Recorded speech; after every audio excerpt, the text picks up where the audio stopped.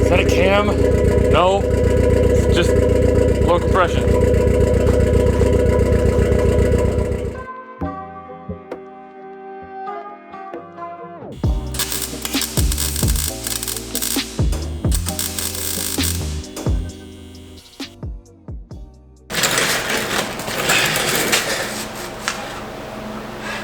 So I've been waiting to pull the engine out of this thing until I had some time, and what better time than Christmas time? I've got some days off, so I figured we'll start pulling the engine out of this thing and put it on a stand and figure out what exactly went wrong with it. Let's get started. The first step in taking an engine out of one of these cars is to take the front off. So I gotta pull headlights, bumper's gotta come off, the radiator support is coming out, and then the whole front of the car comes off so we have access to the front of the engine. And then from there, what I like to do is disconnect as much as I can and label everything before taking any bolts or anything out. And then we can start taking engine mounts and transmission bolts out and then pull it.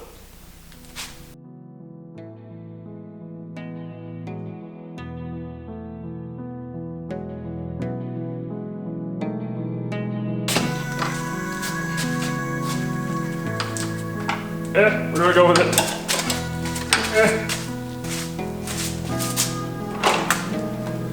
Before you go and do all of this, you're probably gonna want to disconnect your battery for safety reasons.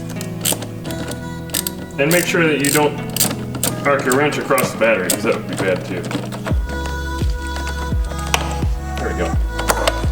Now we're safe.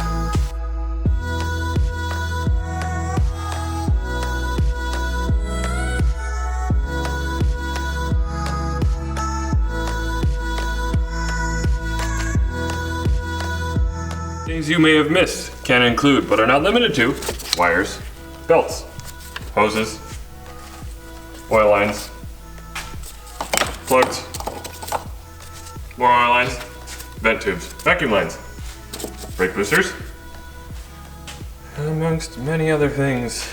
There's so much stuff back there. I'm just gonna keep plugging away at this. Pun. And I'll get back to you guys when I get to something interesting, like taking a transmission off or something. As you can see, I'm under the car now. And that means I think I've got everything disconnected. So I'm gonna start pulling transmission bolts, and then I can drop the car back down, hook up the engine hoist, and remove the two engine mounts, and it should come out.